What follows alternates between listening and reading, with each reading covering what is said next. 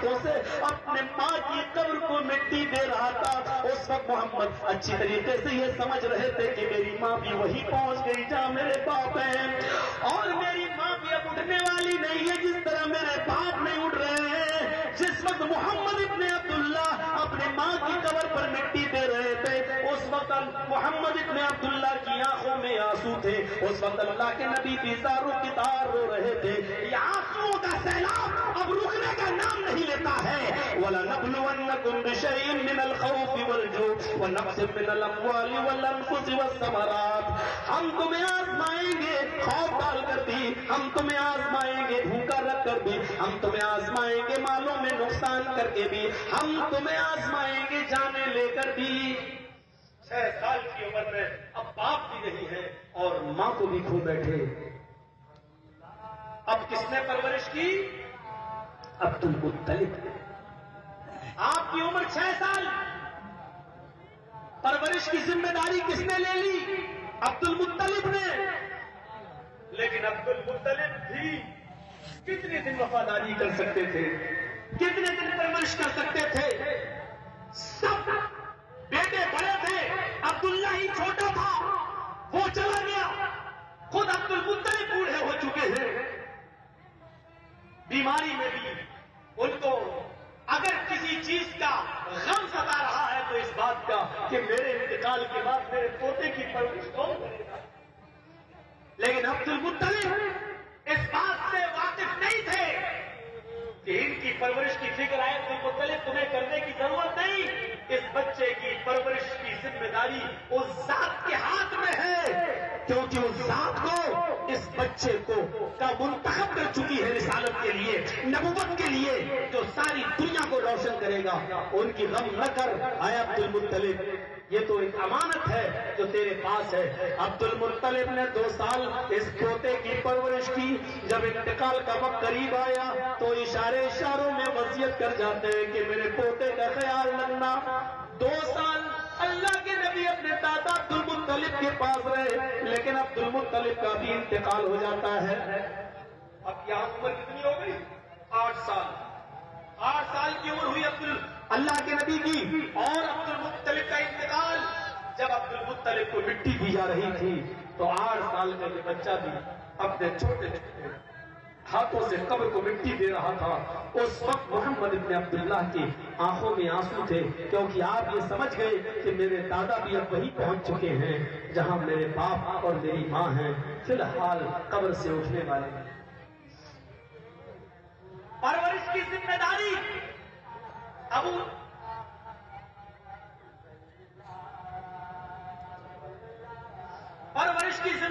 ابو طالب نے سنبھال لی۔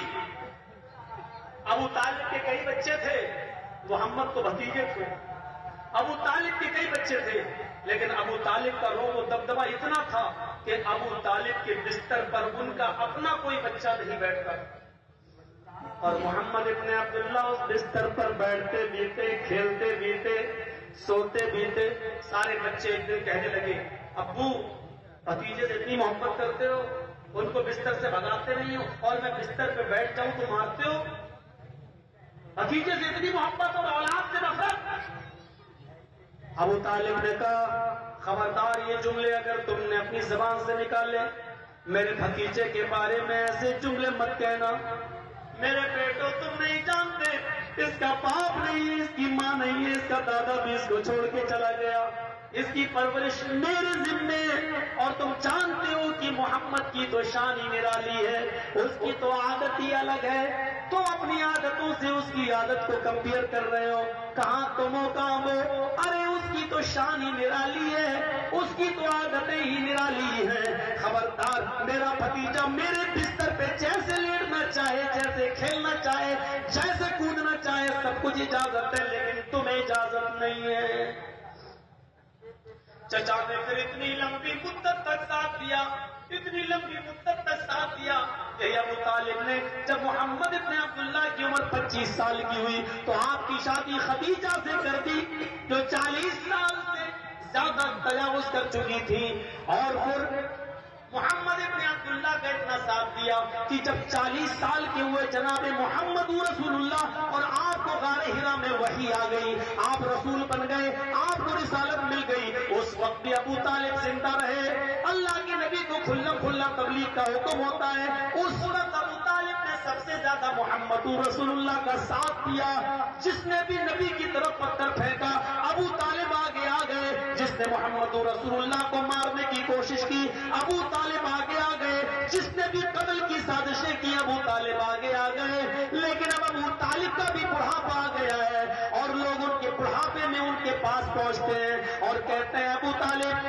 پانی حد سے زیادہ چل چکا ہے، تمہارے بھتیجے نے ہمارے معبودوں کو برا بھلا کہنا شروع کر دیا ہے، اب ایک کام کرو، لڑائی یار پار ہے، آپ اپنے بھتیجے کو میرے حوالے کرو، آپ اس کا کریا کرم نہیں کر پاتے ہیں تو ہم اس کا کریا کرم کر دیتے ہیں، ہم ہی اس کو قتل کر دیتے ہیں، اگر تمہیں بچہ پالنے کا شوق ہے، بیٹا پالنے کا شوق ہے تو ہم اپنا بیٹا تمہیں دیے دیتے ہیں، تم اس کو پالو کھلاؤ پلاؤ، لیکن تمہارے بھتیجے کو میں قتل کروں گا اس لیے کہ وہ ہمارے معبودوں کو برا بھلا کہتا ہے۔ ابو طالب نے جواب دیا، واہ کتنا اچھا فیصلہ لے کر آئے ہو، کتنا اچھا ججمنٹ سنا رہے ہو، تمہارے بچے کو میں پال پوس کر بڑا کروں، تمہارے بچے کو میں کھلا پلا کر سال بنا دوں، اور اپنا بیٹا اپنا بھتیجا تمہیں دے دوں، تم اس کو قتل کرو، تم اس کی بوٹی بوٹی کرو، کیا فیصلہ لے کر آئے ہو، کیا ججمنٹ لے کر آئے ہو؟ ان کو اس وقت رخصت کر دیا، لیکن غم کے مارے اپنے بھتیجے کو بلایا اور فرمایا، محمد بیٹے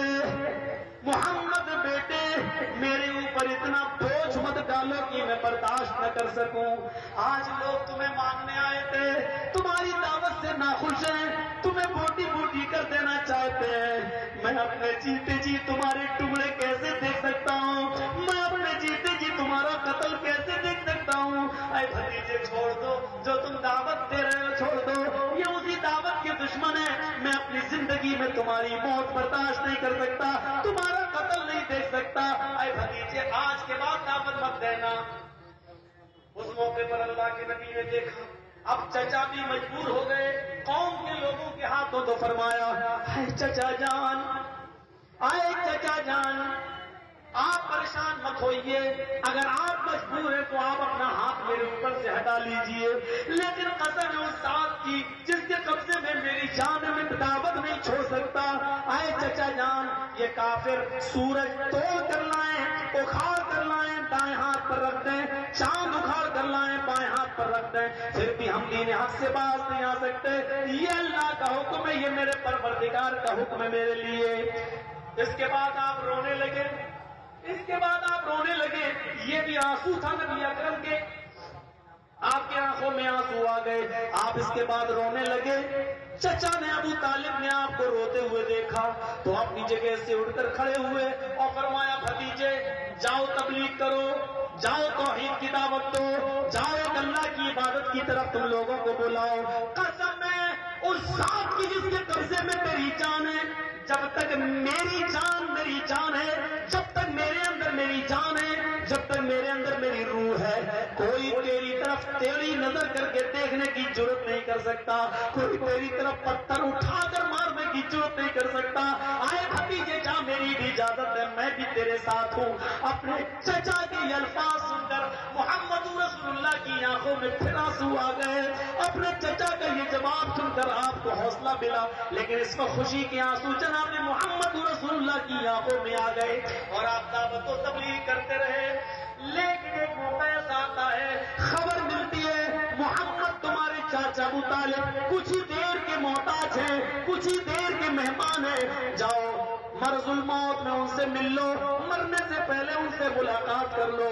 اللہ کے نبی دوڑتے ہوئے آتے ہیں، بھاگتے ہوئے آتے ہیں، اپنے چچا کو اسلام کی دعوت دے دیں، اپنے چچا کو کلمہ پڑھوا دیں، اپنے چچا کی زبان سے کلمہ ادا کروا دیں، تاکہ اللہ ان کو قیامت کے دن جہنم کے عذاب سے بچا لے، لیکن یہ نا امیدی یہ امید نا امیدی میں بدل جاتی ہے۔ یہ ضروری نہیں کہ جو رسول چاہے وہ پورا ہی ہو جائے، اگر اللہ نہ چاہے، میرے پیارے ساتھیوں، اللہ محمد رسول اللہ نے جو چاہا وہ سب اللہ نے چاہا، لیکن یہ اصول پوری طریقے سے یہ لاگو نہیں کیا جا سکتا ہے کہ یہ اصول کلیہ بن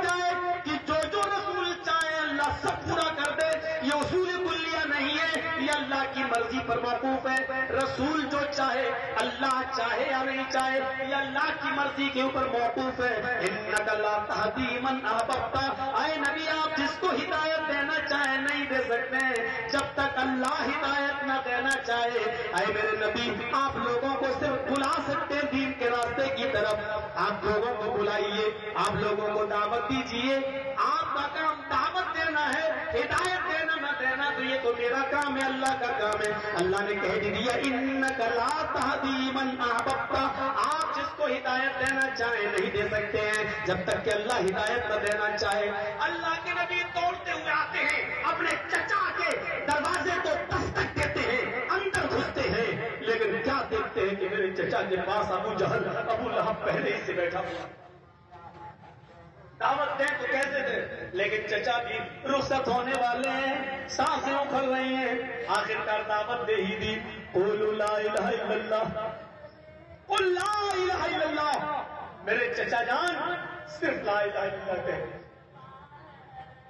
آخری موقع پر لوگ یہ امیدیں لگاتے ہیں کہ میرے چچا کے پاس کتنا مال ہے، وہ مجھے کتنا دے رہا ہے، لیکن نبی اکرم کو فکر کیا تھی؟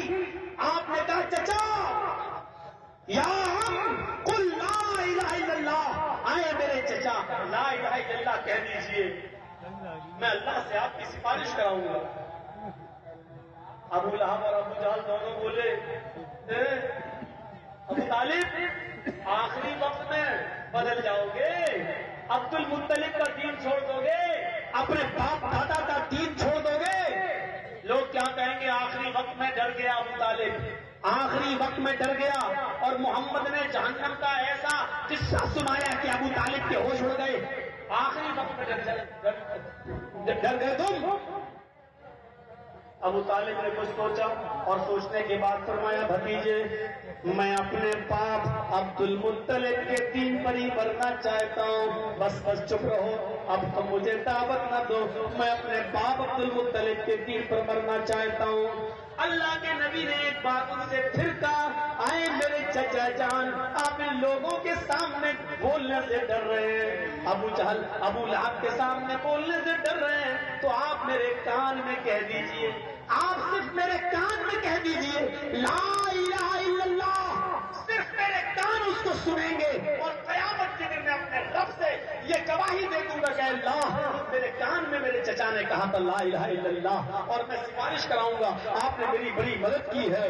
لیکن ابو طالب نے صاف کہہ دیا بھتیجے میں اپنے باپ دادا کے دین پر ہی مرنا چاہتا ہوں، بس، اور اتنا کہا، اور اب تو ابو طالب کا انتقال ہو جاتا ہے، ابو طالب اس دنیا سے رخصت ہو جاتے ہیں۔ اپنے چچا ابو طالب کے بے دین مرنے پر، اپنے چاچا ابو طالب کے بددین مرنے پر محمد رسول اللہ کی آنکھوں میں آنسو آ جاتے ہیں، آپ زاروں کے تار رونے لگتے ہیں، آپ کی آنکھوں میں آنسو آ جاتے ہیں۔ اب منظر یاد دیکھنے لگیے، جب ابو طالب کو مٹی دی جا رہی تھی قبرستان لے جایا گیا، اور ابو طالب کو جب مٹی دی جا رہی تھی، جب اللہ کے نبی اپنے ہاتھوں سے مٹی دے رہے تھے، اس وقت بھی اللہ کے نبی کی آنکھوں میں آنسو تھے، اس وقت بھی اللہ کے نبی رو رہے تھے، اور مٹی دینے کے بعد فرمایا پھر بھی اے ابو طالب آئے میرے چچا میں تمہاری مغفرت کی دعا اللہ سے ضرور کروں گا۔ جب اللہ کے نبی نے نظریں آسمان پہ ڈالی فرمایا اے اللہ میرے چچا نے میری بڑی مدد کی ہے، اے اللہ میری بہت ہیلپ کی ہے، اے اللہ تو میرے چچا کو بخش دے، تو آسمان سے جبرائیل نازل ہو جاتے ہیں۔ اللہ نے جبرائیل کو بھیج دیا، کسی نبی کے لیے اور مومنوں کے لیے لائق اور مناسب ہی نہیں کہ مشرک کے لیے وہ دعائیں مغفرت کریں۔ اے نبی ہم آپ کی دعا بھی ریجیکٹ کر دیں گے، کیونکہ آپ مشرک چچا کے لیے دعا کر رہے ہیں، ہم کسی بھی مشرک کو بخشنے والے نہیں ہیں۔ اللہ نے نبی اکرم کو بھی منع کر دیا، آئے نبی مشرک کے لیے دعا کرنا یہ کسی نبی کی اور مسلمانوں کی شان نہیں ہے، ہیلپ کرنے کے باوجود بھی نہیں، مدد کرنے کے باوجود بھی نہیں، ہم اور آپ کسی کی کیا مدد کریں گے؟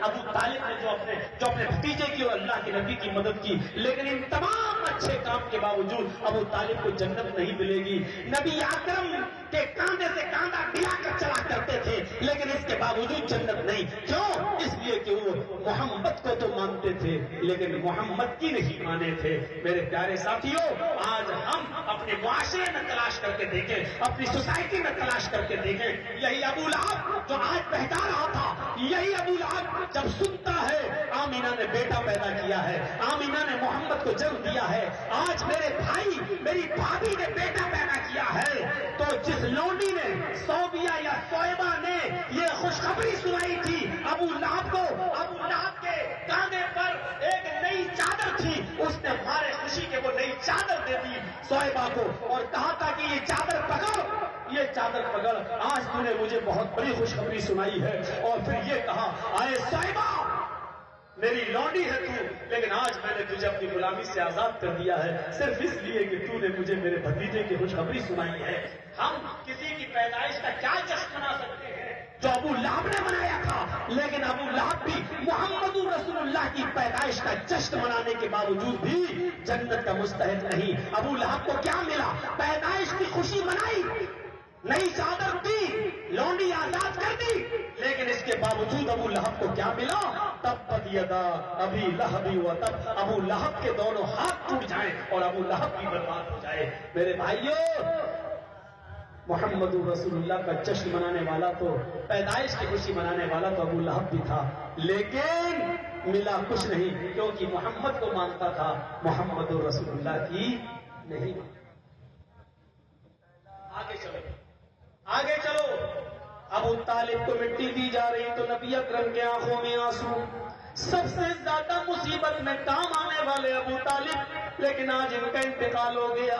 اب کافروں کے حوصلے بڑھ گئے، اب ان کو کوئی روکنے ٹوکنے والا نہیں تھا، محمد رسول اللہ کے جان کے دشمن بن گئے، لیکن زندگی کا یہ سفر اور آگے زیادہ بڑھ نہیں سکا۔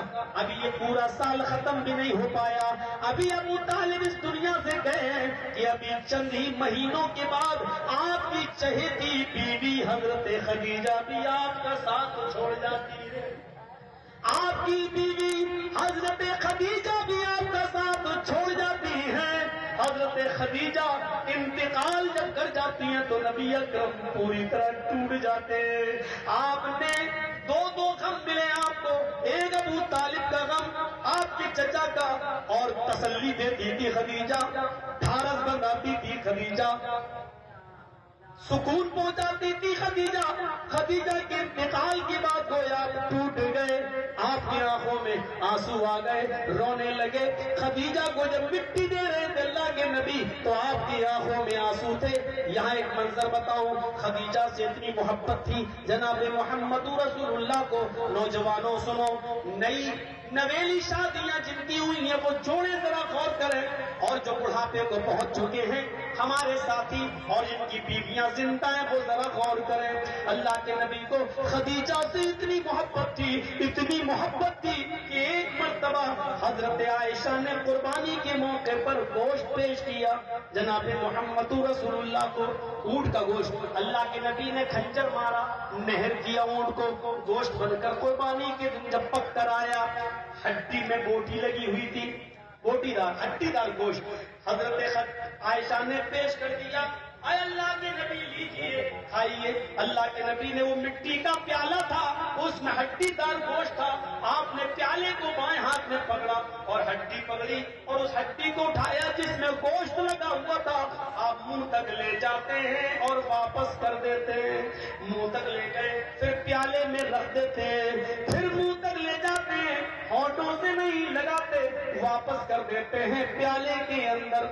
حضرت عائشہ کہتی ہے کیا بات ہے، کھانا بن کر سامنے ہے، کیا گرم ہے؟ کہا نہیں۔ پھر کیوں نہیں کھا رہے ہیں آپ؟ نبی اکرم کی زبان سے جملہ نکلا، عائشہ آج مجھے خدیجہ کی یاد آ رہی ہے، عائشہ آج مجھے خدیجہ کی یاد بتا رہی ہے عائشہ آج اگر وہ زندہ ہوتی تو وہ بھی میرے ساتھ کھانا کھاتی، آج وہ زندہ ہوتی تو وہ بھی آج قربانی کی خوشی میں شامل ہوتی، آج وہ بھی میرے پاس بیٹھ کر کھانا کھا رہی ہوتی۔ حضرت عائشہ کو تھوڑا سا جھنجھلاہٹ آ گئی ہوئی۔ خدیجہ کہا اللہ کے رسول وہ 66 سال کی تھی جب انتقال ہوا ان کا، ہم جوان عورتیں آپ کے پاس موجود ہیں، خوبصورت بیویاں آپ کے پاس موجود ہیں، سب سے چھوٹی عمر کی میں ہوں، میں آپ کی خدمت کے لیے یہاں بیٹھی ہوئی ہوں، کھانا پکا کر میں لا رہی ہوں، آپ کو کھلا رہی ہوں اور آپ اس بڑھیا کو یاد کر رہے ہیں۔ اور جیسے ہی حضرت عائشہ نے یہ جملے کہے، آپ اس بڑھیا کو یاد کر رہے ہیں، ہم خوبصورت اور جوان عورتیں آپ کے پاس، آپ کی بیویاں ہیں، ہم سے فائدہ اٹھائیے، آپ بڑھیا کو یاد کر رہے ہیں۔ تو آپ کے جملے یہ تھے، اسکتی عائشہ خاموش، عائشہ اپنی زبان کو لگام دو، خاموش رہو۔ عائشہ خاموش ہو جاتی ہے اور تھوڑی دیر میں اللہ کے نبی بھی نارمل ہو جاتے ہیں، اور اس کے بعد فرماتے ہیں عائشہ تم خدیجہ کے بارے میں کیا کیا بول رہی ہو؟ عائشہ تمہیں معلوم نہیں خدیجہ کیا تھی؟ عائشہ تم نہیں جانتی ہو خدیجہ نے میرے ساتھ کتنا بڑا احسان کیا؟ عائشہ تم تو اب میری بیوی بنی ہوئی ہو، خدیجہ نے اس وقت میرا ساتھ دیا جب ساری دنیا محمد کو جھٹلا رہی تھی، اکیلے خدیجہ میری تصدیق کر رہی تھی۔ جب ساری دنیا میری نبوت کو جھٹلا رہی تھی، اس وقت اکیلے حوصلہ بڑھانے کے لیے خدیجہ میرا ساتھ دے رہی تھی۔ عائشہ جب میں لوگوں کو ایک اللہ کی طرف بلا رہا تھا اور سارے مکے کے لوگ میرے سر پر پتھر مار رہے تھے، میرا سر پھٹ رہا تھا، خون گر رہا تھا، اکیلے خدیجہ اپنے کپڑے کا دامن پھاڑ کر میرے زخمی سر پر پٹی باندھ رہی تھی، اپنی اوڑھنی پھاڑ کر میری پٹی باندھ رہی تھی، میرے سر پر مرہم رکھ رہی تھی۔ عائشہ تم خدیجہ کے مقام و مرتبے کو نہیں پہنچ سکتے ہو، عائشہ خدیجہ کے بارے میں کبھی یہ جملے مت بولو۔ تھوڑی دیر کے بعد اب حضرت عائشہ کہتی ہے ٹھیک ہے میں سمجھ گئی ہوں، اچھا ٹھیک ہے آئندہ میں نہیں کہوں گی، اب تو کھائیے لیجیے گوشت، ٹھیک ہے آپ کو یاد آ گئی، آپ نے یاد کر لیا خدیجہ کو، چلیے اب تو کھانا کھائیے۔ فرمایا عائشہ ابھی نہیں کھاؤں، لیجیے اب میں آپ کو کیسے کھلاؤں؟ کہا عائشہ اگر مجھے کھانا ہی کھلانا چاہتی ہو، اگر مجھے خوش دیکھنا چاہتی ہو تو ایک کام کرو۔ کہا کیا؟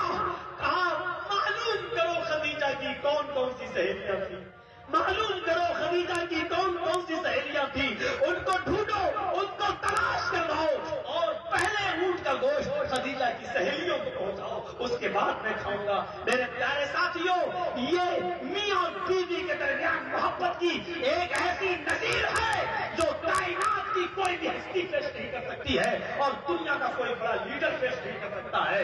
پوری دنیا اور میڈیا والوں سے پوچھو، سوال کرو تو چیخ چیخ کر کہیں گے کہ جو آج اس دیش کے سربوچ پد پر بیٹھا ہوا ہے وہ اپنی ایک بیوی نہیں سنبھال پا رہا ہے، وہ اپنی بیوی تک کو چھوڑا بیٹھا ہوا ہے، لیکن دنیا کے سربوچ پد پر سب سے بڑا مہان انسان اگر کوئی گزرا ہے تو محمد رسول اللہ ہے، جو انتقال کے بعد بھی اپنی بیوی کو نہیں بھول رہے ہیں اور سہیلیوں کو کھانا پہنچا رہے ہیں، سہیلیوں کو کھانا کھلا رہے ہیں۔ یہ ہے فرق، مہان انسان اس کو کہا جاتا ہے جو مرنے کے بعد بھی اپنی سہیلی اپنی بیوی کو نہ بھولے اور کھانا کھانے سے پہلے اپنی بیوی کی سہیلیوں کو تلاش کروائے۔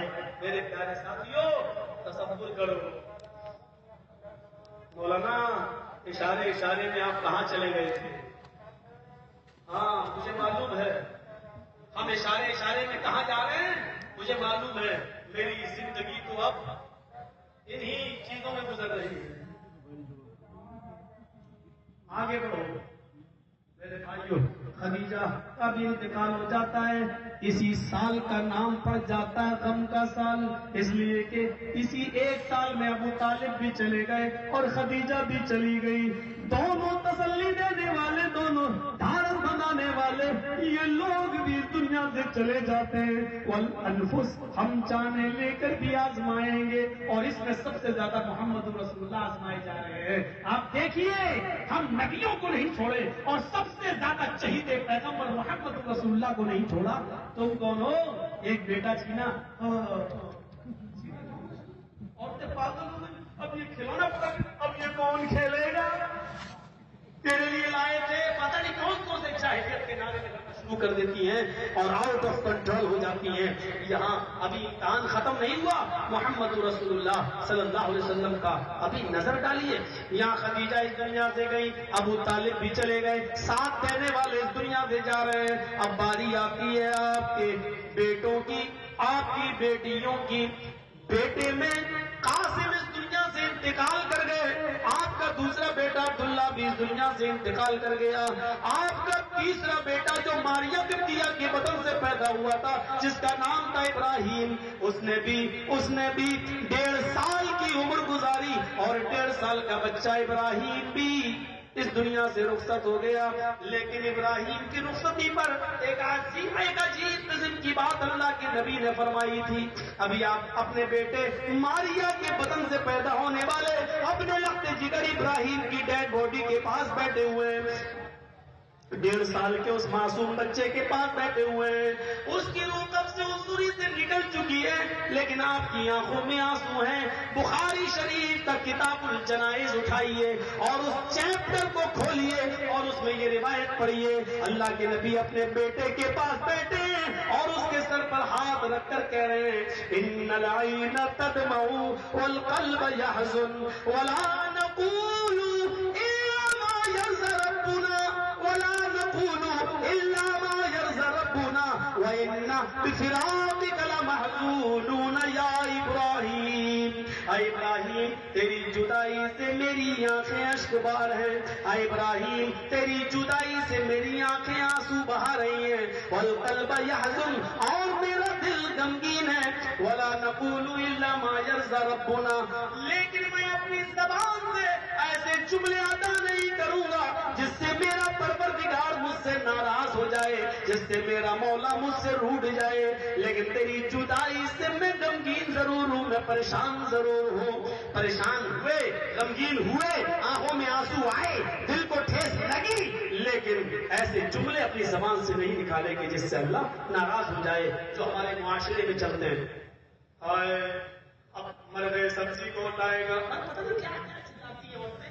کبھی کبھی جاہل گھروں میں گھس جاؤ اور روتے ہوئے دیکھو تو کبھی کبھی لگتا ہے کہ ان کو ڈانٹ دوں نہیں پر، لیکن سوچتا ہوں کہ وہ یہ نہ کہتے چلا میرے اوپر کیا دوسری میرے اوپر. اگر وہ یہ بولتے ہیں تو ہمارا کیا رہ جائے، تو کچھ بولنا نہیں پڑتا، بس تقریروں میں کہو، جمعے کے ممبر سے چلاتا ہوں لیکن اثر نہیں ہوتا ہے. کوئی رونے والی بیان کر سکتی ہوتی ہے. حضرت خالد ابن ولید کے انتقال کے بعد کچھ عورتیں حضرت میمونہ کے گھر میں رونے لگی. اللہ کے نبی کی بیوی کے گھر میں، حضرت میمونہ کے گھر میں ایک عورت بہت زیادہ ماتم کر رہی تھی، سینہ ہینا پڑک رہی تھی، رو رہی تھی. حضرت عمر کو جب اس بات کی خبر ملی تو حضرت عمر گئے اور اللہ کے رسول کی بیوی میمونہ سے کہا کہ آپ پردے میں چلے جائیے. اس عورت کو سامنے کھڑا کیا، جو عورت رو رہی تھی، پیچھے سے اس کے ہاتھ باندھ دیے اور کوڑے برسانا شروع کر دیے. حضرت عمر نے مارتے گئے، اتنا مارا کہ اس کی سر کی اوڑھنی زمین کے اوپر گر گئی. وہ اٹھانا چاہ رہی تھی، کہہ رہی تھی اوڑھنی. ایک صحابی کہنے لگے، امیر المومنین اس کو اوڑھنی تو اوڑھنے دے دیجیے، آپ مارے چلے جا رہے کوڑے، کم سے کم وہ بے پردہ ہو گئی ہے، اس کو اوڑھنی تو اوڑھ لینے دو. اور حضرت عمر کہتے ہیں نہیں، اس کو ایسے ہی چھوڑ دو. فَإِنَّهَا لَا حُرْمَةَ لَهَا، جب اس نے اللہ کے نبی کی حرمت کو باقی نہیں رکھا تو آج عمر اس کی حرمت کو باقی نہیں رکھا ہوا ہے. اس نے رسول اللہ کی حرمت کے ساتھ مذاق کیا، آج اس کی حرمت کے ساتھ بھی مذاق کیا جائے گا. چھوڑ دو اس کو. لوگ کہہ رہے ہیں عمر رک جاؤ، امیر المومنین رک جاؤ، لیکن حضرت عمر رکنے کا نام نہیں لے رہے ہیں اور کوڑے مارتے چلے جا رہے ہیں. یہ حضرت عمر تھے اور اتنے کوڑے مارتے وہ پتھر کی حجر اسود کو چومنے سے پہلے یہ کہہ رہے تھے اے پتھر یہ مت سمجھنا کہ تو نفع اور نقصان کا مالک ہے. سن نہ تو کسی کو نفع دے سکتا ہے نہ نقصان. کس کو کہہ رہے ہیں؟ حجر اسود کو. جنت سے اتارے ہوئے پتھر کو بھی کیا کہہ رہے ہیں؟ اے پتھر تو صرف ایک پتھر ہے. نہ تیرے اندر نفع دینے کی طاقت ہے نہ نقصان پہنچانے کی. میں اس لیے چوم رہا ہوں بس. میں تجھے چومتا نہیں لیکن چومنے کی وجہ یہ ہے کہ میرے رسول نے تجھے چوما ہے. اور کر رہے ہیں کیا کہا ہے پتھر؟ تیرے اندر نہ نفع دینے کی طاقت ہے نہ نقصان کی طاقت ہے. کسی کو نہ نقصان پہنچا سکتا ہے. میں تجھے بالکل نہیں چومتا لیکن چوم اس لیے رہا ہوں کیونکہ میرے نبی نے تجھے چوما, میرے رسول نے چوما. بس میں تو ایک رسول کی ادا کو زندہ کرنے کے لیے تجھے چوم رہا ہوں. تیرے اندر نفع اور نقصان پہنچانے اور دینے کی طاقت نہیں. وہ عمر اگر آج ہوتے تو جتنی چیزیں چومی جا رہی ہیں چومنے والوں کا کیا حال کرتے ہیں اندازہ کرتے. یہاں تو جو گر جائے چوم رہے, روٹی گر جائے تو اس کو جب اتنی قدر کرتے تو کھاتے کیوں, اور جب کھاتے ہو تو لیٹرین بن کے نکالتے کیوں. تصور کرو آپ کہ جو ایک پتھر کو بھی یہ کہہ رہے ہو آج کتنی چیزیں چومی جاتی. اگر آج حضرت عمر ہوتے تو کیا حال ہوتا. آگے بڑھیے. بیٹے کا انتقال ہوا تو آپ کی اور چلیے آپ کی بیٹیوں میں زینب, رقیہ, ام کلثوم.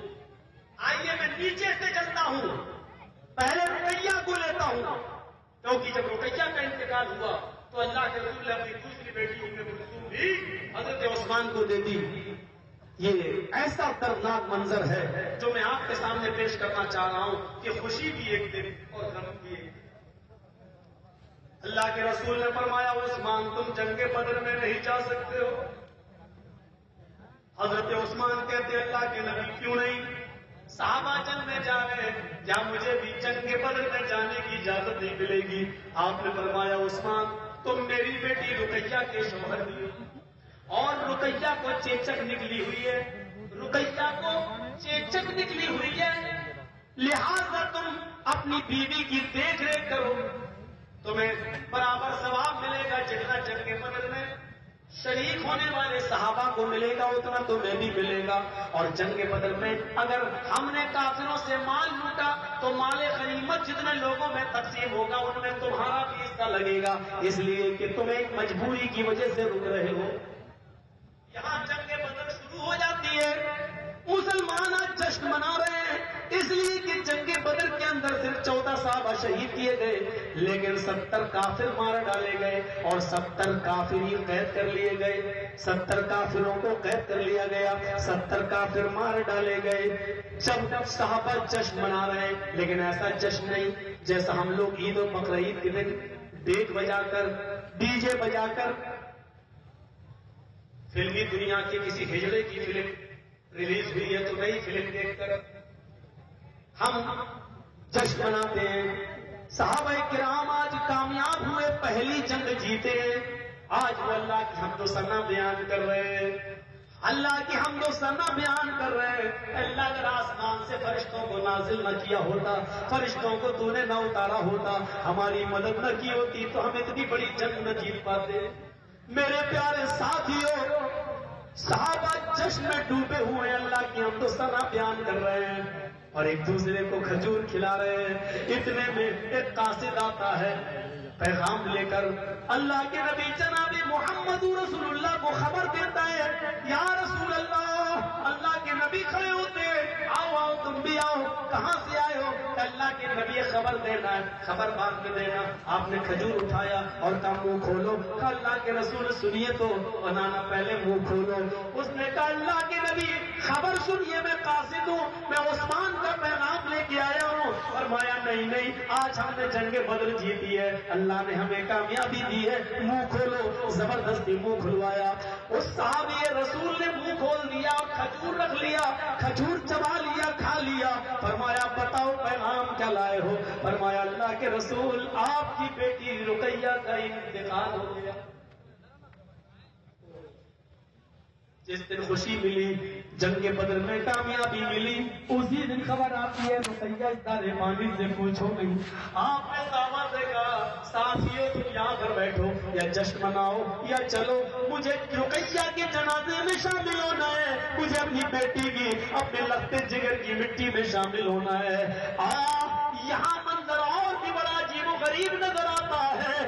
جب اللہ کے رسول عثمان کے محلے میں پہنچتے ہیں تو دیکھتے ہیں کوئی نظر نہیں آ رہا ہے، ایک دو آدمی نظر آتے ہیں۔ ان سے پوچھا عثمان کے گھر میں تالا لگا ہوا ہے، عثمان دکھائی نہیں دے رہے ہیں، کیا ہوا؟ فرمایا جنازہ جا چکا ہے، عثمان غنی آپ کی بیٹی اور رقیہ کی تجہیز و تدفین کے لیے قبرستان کی طرف آگے بڑھ چکے ہیں۔ اللہ کے نبی نے وہاں تھوڑی سی جلد بازی کی اور جلدی سے قدم آگے بڑھائے، لیکن کیا دیکھتے ہیں کہ قبر میں رقیہ دفن کی جا چکی ہے، پٹرے رکھے جا چکے ہیں، مٹی بھی جا رہی ہے۔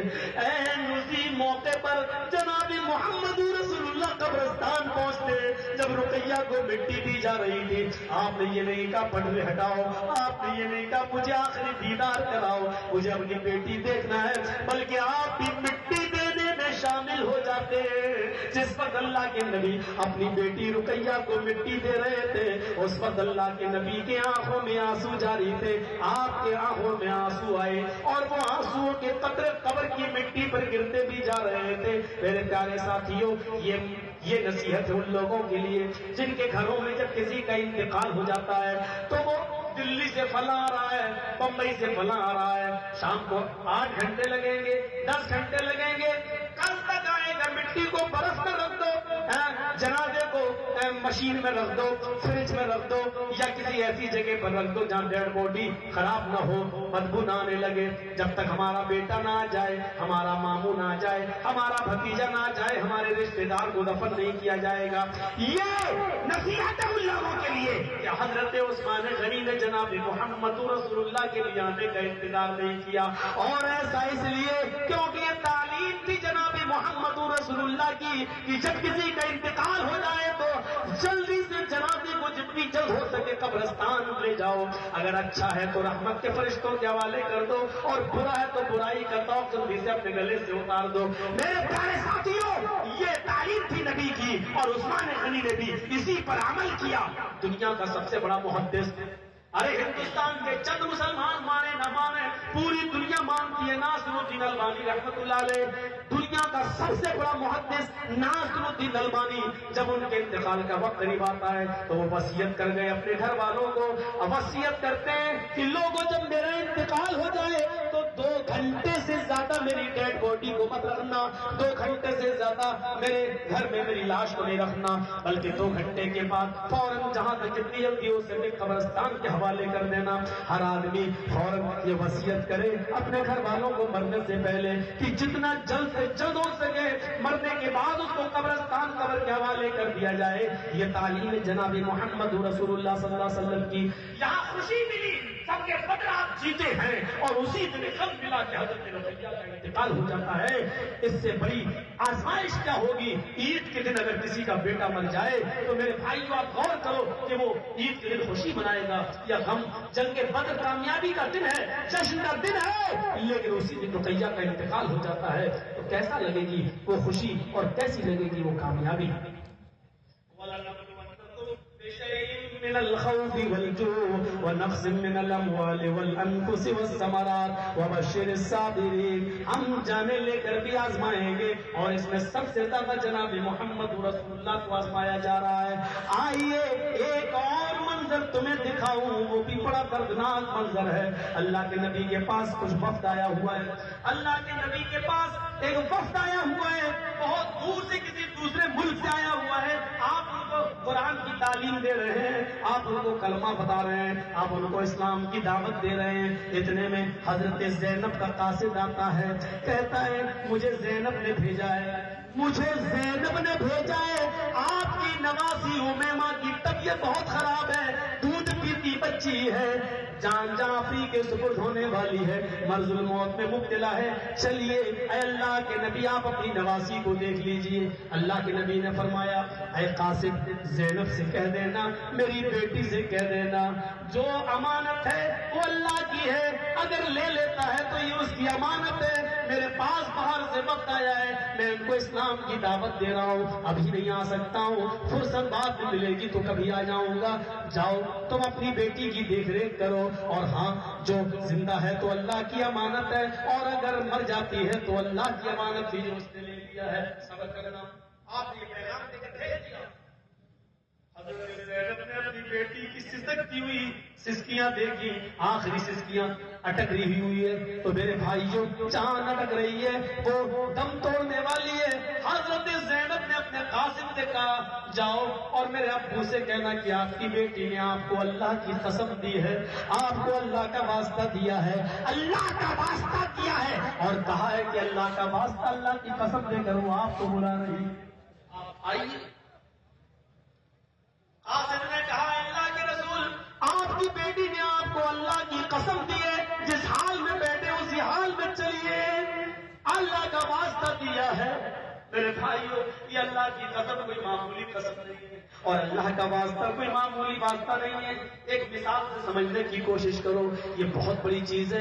آج ہم جھوٹی قسمیں کھا جاتے ہیں. اللہ کی قسم, اللہ کی قسم, غیر اللہ کی قسم کھانا حرام ہے. من حلف لغیر اللہ فقد اشرک, جس نے غیر اللہ کی قسم کھائی اس نے شرک کیا, جس نے غیر اللہ کی قسم کھائی اس نے شرک کیا. لیکن جائز معاملات میں اللہ کی قسم کھا سکتے ہیں, لیکن وہ بھی بہت زیادہ نہیں. زیادہ قسمیں کھانے والے کو اللہ کے نبی نے جھوٹا بھی قرار دیا ہے. اب سنیے, یہ اللہ کی قسم وہی آدمی کھائے جو اللہ پر پورا ایمان رکھتا ہے. آپ نہیں جانتے اللہ کی قسم کا معاملہ کتنا بڑا ہوتا ہے. ایک بار حضرت عیسیٰ علیہ السلام نے, امام بخاری اس کو اپنی بخاری میں لاتے ہیں کہ ایک بار حضرت عیسیٰ علیہ السلام نے رات کے اندھیرے میں کسی چور کو چوری کرتے ہوئے دیکھا, مال چراتے ہوئے دیکھا, اپنے دامن میں بھرتے ہوئے دیکھا. کہا اے چور, وہ جلدی سے نیچے کود گیا. شرم نہیں آتی, چوری کرتے ہو تم؟ اس نے کہا اے عیسیٰ میں نے چوری نہیں کی. عیسیٰ علیہ السلام کہتے میں نے اپنی آنکھوں سے دیکھا ہے تم نے چوری کی ہے اور مال تم نے اپنے دامن میں بھرا ہے. اس نے کہا اے عیسیٰ میں چور نہیں ہوں اور میں نے چوری نہیں کی ہے. عیسیٰ علیہ السلام کہتے ہیں میں ایک نبی ہوں اور اللہ کا رسول ہوں, میں گواہی دیتا ہوں کہ تو نے چوری کی ہے. میری آنکھیں جھوٹ نہیں دیکھ رہی ہیں, میں نے جو کچھ بھی دیکھا ہے میں نے دیکھا ہے کہ تم نے چوری کی اور دامن میں بھر لیا ہے. اس نے کہا اے عیسیٰ اللہ کی قسم میں نے چوری نہیں کی. حضرت عیسیٰ نے کہا میری آنکھوں نے جھوٹ دیکھا, میری آنکھیں جھوٹی ہیں. عیسیٰ علیہ السلام نے کہا جب تو نے اللہ کی قسم کھا لی ہے اور معاملے کو اللہ کی سپرد کر دیا ہے, جب تو اللہ پر ایمان بھی رکھتا ہے اور جب اللہ کی قسم کھا کر یہ بات کہہ رہا ہے, تو اب میں یہی کہہ سکتا ہوں کہ میری آنکھوں نے جو دیکھا وہ جھوٹ ہے. جاؤ, اب میں گھر کے مالک سے نہیں کہوں گا, اب میں کچھ نہیں کہوں گا, میری آنکھوں نے جو دیکھا وہ جھوٹ دیکھا. حالانکہ عیسیٰ نے بالکل صحیح دیکھا تھا. عیسیٰ علیہ السلام نے سچا دیکھا تھا. وہ چور تھا, اس نے چوری کی تھی اور عیسیٰ جانتے تھے, اور اس نے کیا چرایا وہ اپنے دامن میں اس نے بھرا. لیکن حضرت عیسیٰ نے صرف اس لیے چھوڑ دیا کہ اس نے اللہ کی قسم کھائی اور کہہ دیا کہ میں اللہ کی قسم میں نے چوری نہیں کی. تو عیسیٰ علیہ السلام نے کہا اب تو نے اللہ کو جب سب کچھ مان لیا اور اس کی قسم کھا کر کہہ رہا تو میری آنکھیں جھوٹی ہیں. آپ کو کسی کا تو اعتبار کرنا پڑے گا. جب کوئی آدمی اللہ کی قسم کھا کر کے کہہ دے اور پھر مسجد میں اور اللہ کی قسم کھا کر کہہ دے, اسی لیے آج یہ بات کہی جاتی ہے اچھا نہیں میں جھوٹ نہیں, مسجد میں قسم کھا سکتا ہے. کچھ جاہل لوگ یہاں تک کہہ دیتے ہیں کہ مسجد میں چل قرآن. میرے بھائیوں جب اللہ کی ذات سب سے بڑی ہے تو قرآن کو بیچ میں کیوں لاتے ہو؟ پھر مسجد میں چل کر اور مسجد میں بھی جانے کی ضرورت کیا ہے؟ میرے بھائیوں اللہ اپنے علم کے اعتبار سے تو ہر جگہ موجود ہے, وہ اپنے وجود کے اعتبار سے نہیں ہے، لیکن اپنے علم کے اعتبار سے تو ہر جگہ موجود ہے. وہ آپ کی اس بستی میں نہیں ہے، لیکن اس کا علم ہے. وہ جانتا ہے یہاں کتنا بیٹھا ہے، آدمی بیٹھے ہیں. وہ سمندر کے اندر نہیں ہے، لیکن جانتا ہے سمندر میں مچھلیاں کتنی ہیں. وہ ساتوں زمین کے نیچے نہیں ہے، لیکن جانتا ہے ساتوں زمین کے نیچے کیا کیا ہے. وہ مچھلی کے پیٹ کے اندر نہیں ہے، لیکن جانتا ہے کہ اس مچھلی کے پیٹ میں کتنے انڈے ہیں. اس کا علم ہر جگہ ہے، وہ اپنے علم کے اعتبار سے ہر جگہ ہے. میرے بھائیوں، جب اللہ کی قسم کہیں بھی کھائی جا سکتی ہے، اس کے لیے مسجد ہی شرط تھوڑی ہے. لیکن مسجد ایک اللہ کا گھر ہونے کی وجہ سے اگر کوئی کہتا کہ مسجد میں چلو اللہ کی قسم کھاؤ اور تم سچے ہو تو کھا لینا چاہیے. میں اپنی بات کو پھر بولتا ہوں، یہ قسم کا معاملہ ہے. اور جب حضرت زینب کے قاسم نے کہا کہ اللہ کی قسم دے کر آپ کو بلایا ہے، تو اللہ کے نبی بھی سب کو چھوڑ دیتے ہیں اور کہتے ہیں ساتھیوں بیٹھو، اب میری بیٹی نے مجھے اللہ کا واسطہ دے دیا ہے، اللہ کی قسم دے دی ہے، اب چلتے ہیں. آپ نے حضرت سعد کو، حضرت معاذ بن جبل کو اور چند صحابہ کو آپ نے اٹھایا اور لے کر چل دیے اپنی بیٹی کے گھر کی طرف. حضرت زینب کا دروازہ کھٹکھٹاتے ہیں، ایک لیڈیز نے دروازہ کھولا، اللہ کے نبی السلام علیکم کہہ کر اندر داخل ہوتے ہیں. حضرت زینب کی گود میں وہ چھوٹی سی بچی ہے، اس کا نام امیمہ بھی بتایا جاتا ہے اور حدیث کی کتابوں میں اس کا نام امامہ بھی بتایا جاتا ہے، لیکن امیمہ کو زیادہ ترجیح دی ہے مولانا صفی الرحمان صاحب مبارک پوری رحمت اللہ علیہ نے. اور ان سے بڑا محقق کون تھا میرے بھائیوں؟ جب امیمہ کو حضرت زینب کی گود میں دیکھا، وہ سانسیں لے رہی ہے. آخری آپ کو جب روح نکلتی ہے انسان کے اندر سے، جب آدمی مرنے کے قریب ہوتا ہے تو روح سب سے پہلے پیروں کے تلوے سے نکلتی ہے، یہاں سے نکلنا شروع. یہ روح چلتے چلتے ٹخنے پر آتی ہے، پھر ٹخنے سے چڑھتے چڑھتے پنڈلیوں پہ آتی ہے. او حرام کے کاروبار کرنے والوں، ناجائز طریقے سے مال کمانے والوں، ایک دن ہمیں اور آپ کو سب کو اس منزل اور اس منزل سے گزرنا پڑے گا. سنو، روح سب سے پہلے پیر کے تلوے سے نکلتی ہے، پھر چڑھتے چڑھتے ٹخنے پر آتی ہے، پھر ٹخنے سے نکل کر پنڈلیوں پر پہنچتی ہے.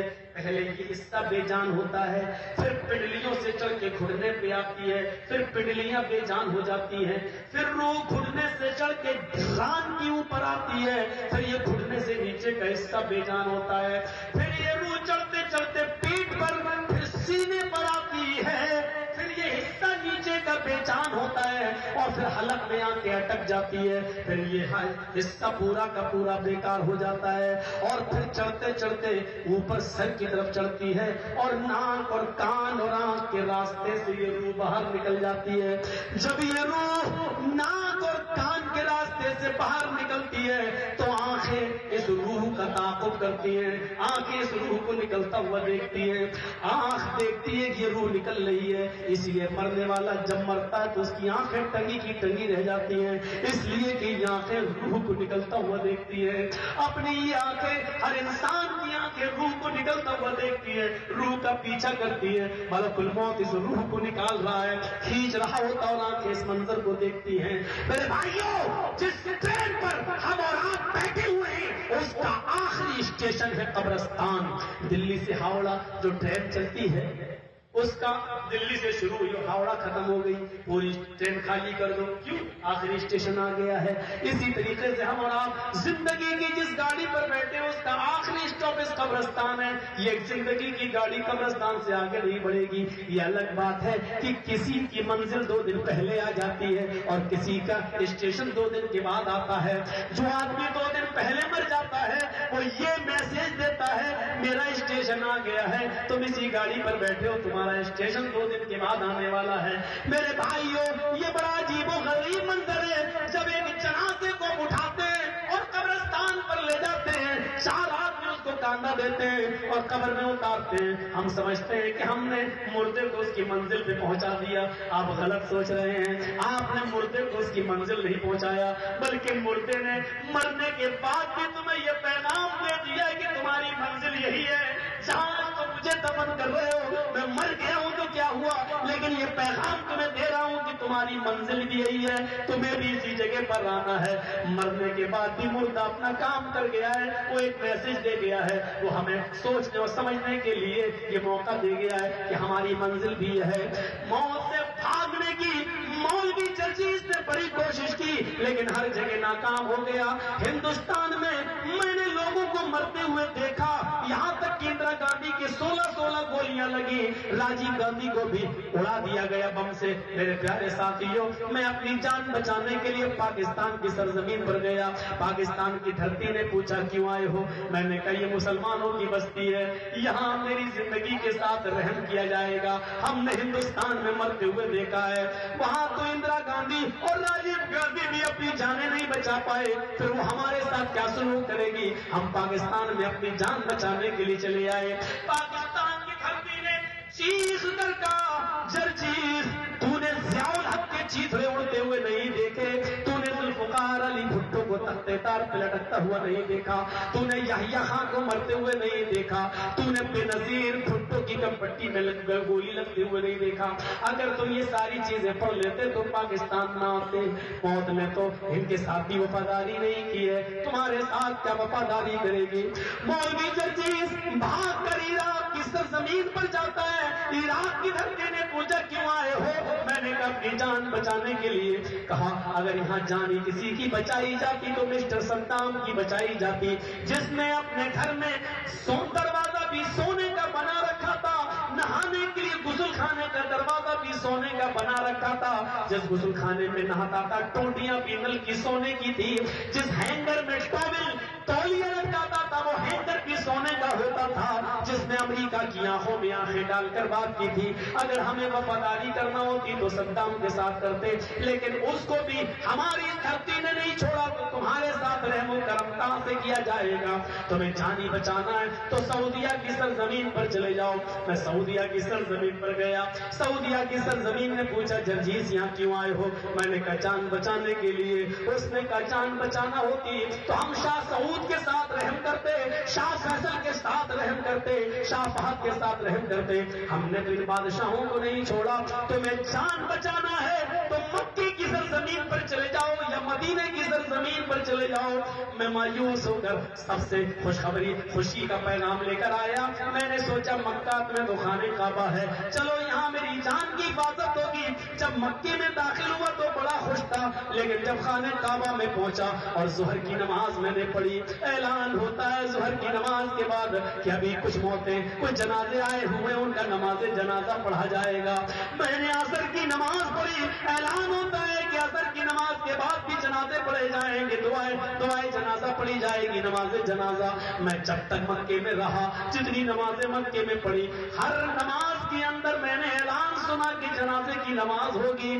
کوئی ایک نماز ایسی نہیں گئی جس نماز کے بعد کوئی نہ کوئی جنازے کی نماز نہ پڑھی جا رہی ہو.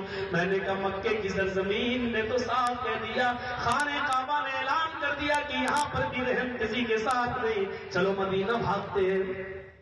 میں مدینہ کی سرزمین پر گیا, پوچھا سب سے مبارک حصہ کون سا ہے؟ جواب ملا مسجد نبوی کا. لیکن گنبد خضرا کے نیچے جب نظر پڑی تو جناب محمد رسول اللہ آرام فرما رہے ہیں. میں نے پوچھا یہ کس کی قبر ہے؟ جواب ملا محمد رسول اللہ کی. میں نے اندازہ لگا لیا جب کائنات کی سب سے عظیم ہستی کو بھی اس زمین نے نہیں سوچا, نہیں چھوڑا, تو مجھے کیسے چھوڑ سکتی ہے؟ میں ہر طرف سے مایوس ہو گیا. قرآن کریم اٹھا لیا. میں نے قرآن کریم سے پوچھا مجھے کوئی جگہ ایسی بتا دے, تجھے کوئی ایسی چھپنے کی جگہ بتا دے جہاں موت نہ آئے. میں قرآن کے اور آپ پلٹنے لگا کہ کوئی ایسی جگہ مل جائے, لیکن قرآن نے بھی چیخ چیخ کر اعلان کر دیا اینما تکونوا یدرککم الموت ولو کنتم فی بروج مشیدہ. بڑے بڑے ستونوں میں چلے جاؤ, بڑے بڑے قلعوں میں چلے جاؤ, بڑے بڑے محلوں میں چلے جاؤ, بڑے بڑے سمندروں کی تاریکیوں میں چھپ جاؤ, تم جہاں جانا چاہو چلے جاؤ. اینما تکونوا یدرککم الموت, موت تمہیں ادھر پکڑ کے رہے گی, موت وہاں پہنچ کر رہے گی, موت تمہیں پا کر رہے گی. میں نے قرآن کریم کو بند کر دیا اور اللہ تعالیٰ سے یہ دعا کرنے لگا اللہم اغفر لحینا ومیتنا وشاہدنا وغائبنا. اللہ جتنے مر چکے ہیں ہمارے مردوں کو بھی بخش دے, جتنے زندہ ہیں ان کو بھی بخش دے. اور یہ دعا کرنے لگا اے اللہ جب تک تو مجھے زندہ رکھ, ایمان پہ رکھنا, اور جب میرا خاتمہ ہو تو جب تک مجھے زندہ رکھنا, اسلام پہ رکھنا, اور جب میرا خاتمہ ہو تو ایمان پر فرمانا. اب میرے لیے اس دعا کے علاوہ اور کوئی چارہ کار نہیں تھا، کیونکہ موت سے بچنے کے لیے کوئی جگہ نہیں ملی۔ یہی حال تھا حضرت زینب کی بیٹی امیمہ کا، سانسیں لے رہی تھی، حالات سب جگہ سے بے جان ہو کر جان یہاں اٹک گئی، اور حضرت زینب نے روتے ہوئے اپنی نوازی کو محمد رسول اللہ کے آگے بڑھا دیا۔ جیسے اللہ کے نبی نے اس بیٹی کو اپنے ہاتھ میں لیا، فرمایا زینب نے، اے اللہ کے نبی دم کر دیجئے، شاید آپ کے دم کرنے سے میری بیٹی کو شفا مل جائے، شاید آپ کے دم کرنے سے میری بیٹی صحیح ہو جائے اور اللہ میری بیٹی کو شفا دے دے۔ نبی اکرم نے جیسے ہی امیمہ کو اپنی گود میں لیا، شاید امیمہ کی سانسیں محمد رسول اللہ کی گود کا انتظار کر رہی تھی، اور جیسے ہی نبی اکرم کی گود میں امیمہ آئی، اس کی آخری سانس نکل گئی اور امیمہ اس دارے پانی سے کچھ ہو گئی۔ یہ چھوٹی سی بچی اللہ کو پیاری ہو گئی۔ زینب کی آنکھوں میں آنسوؤں کا سیلاب بڑھایا اور رونے لگی۔ زینب کی آنکھوں میں آنسو دیکھ کر، اپنی بیٹی کی آنکھوں میں آنسو دیکھ کر محمد رسول اللہ بھی رو پڑے۔ آپ کی آنکھوں میں بھی آنسو آ گئے، لیکن ایسے نازک موڑ پر بھی آپ نے دعوت دی، آپ نے سمجھایا تو یہی سمجھایا، انا للہ و انا الیہ راجعون، ہم سب اللہ ہی کے لیے ہے، اللہ ہی کی امانت ہے، و انا الیہ راجعون، اور ہم سب کو اللہ ہی کی طرف جانا ہے، ہم سب کو اللہ ہی کی طرف پلٹنا ہے۔ میرے بھائیوں، کی آنکھوں میں آنسو، آج کی تقریر کا موضوع یہی ہو سکتا ہے، رسول اللہ کے آنسو، یا میری تقریر کا عنوان یہ نام بھی دے سکتے ہو، انسانیت موت کے دروازے پر۔ یہ بڑی بڑی ہستیاں، انسانیت کی علمبردار ہستیاں، جب ان کو بھی موت نے اپنے اہلی شکنجے میں لے لیا تو ہمارے اور آپ کے ساتھ کیا برتاؤ کیا جا سکتا ہے؟ تو میرے بھائیوں، یہاں سے ہمیں اور آپ کو سوچنا چاہیے، سب سے زیادہ آزمائش محمد رسول اللہ کی ہو رہی ہے۔ انتقال کر گئی، آپ کا بیٹا ابراہیم بھی انتقال کر گیا، آپ کی بیٹی رقیہ بھی انتقال کر گئی۔ اب زینب کے پیٹ میں ایک اور بچہ ہے، حمل سے ہے، اور زینب صبر کر رہی ہے۔ حبار ابن اسود نے تیر مارا، وہ تیر اونٹنی کو لگا تو اونٹنی زخمی ہو گئی، لیکن زینب جب اس اونٹنی سے گرتی ہے تو پیٹ کا بچہ پیٹ میں مر جاتا ہے، سامن ثابت ہو جاتا ہے۔ ایک یہ روایت ملتی ہے اور ایک روایت یہ ملتی ہے کہ اونٹنی کے بجائے وہ تیر حضرت زینب کے پیٹ میں لگتا ہے اور زینب کا پیٹ پھٹ جاتا ہے، حمل زمین پر گر جاتا ہے۔ زینب کو جب ہوش آتا ہے تو پوچھتی ہیں، ابو ابو، اے اللہ کے نبی میرے پیارے ابو، میرا بیٹا کہاں ہے؟ مدینہ میں بتایا جاتا ہے، اے زینب تیرے پیٹ میں بچہ تھا، حبار ابن اسود نے تیر مارا اور تیرے پیٹ کا بچہ گر گیا، وہ تو وہیں ثابت ہو گیا، حمل گر گیا تھا، بچہ تو وہیں مر گیا۔ زینب اس صدمے کو زیادہ دن برداشت نہیں کر سکی اور حضرت زینب کا بھی انتقال ہو جاتا ہے۔ مدینے میں جب اللہ کے نبی اپنی بیٹی کو دفن کر رہے تھے، اپنی سب سے بڑی بیٹی زینب کو دفن کر رہے تھے، تو حضرت زینب کو دفن کرتے کرتے نبی اکرم کی آنکھوں میں آنسو آ گئے، آپ رونے لگے۔ صحابہ نے کہا، اللہ کے رسول یہ کیسے آنسو ہیں؟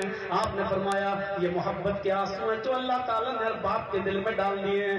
یہ میری بیٹی زینب ہے جو میرے لیے بڑی ستائی گئی ہے، میرے راستے پہ چل کر بڑی پریشانیوں میں مبتلا کی گئی ہے، یہاں تک کہ میرے راستے میں اس کی روح تک نکل گئی، اس کی جان بھی چلی گئی۔ کافروں نے پیٹ پہ تیر مار کر میری بیٹی کی روح، میری بیٹی کو بھی شہید کر دیا۔ میرے پیارے ساتھیوں، نے پیٹ میں تیر مارا، زینب حاملہ تھی، حمل گر گیا، تعجب کریے، اور اللہ کے رسول اپنی بیٹی کو دفن کر رہے تو آنکھوں میں آنسو اور کہہ رہے ہیں کہ میری بیٹی میرے لیے بہت ستائی گئی، یہاں تک کہ میری راہ پہ چلتے چلتے اس نے اپنی جان بھی دے دی۔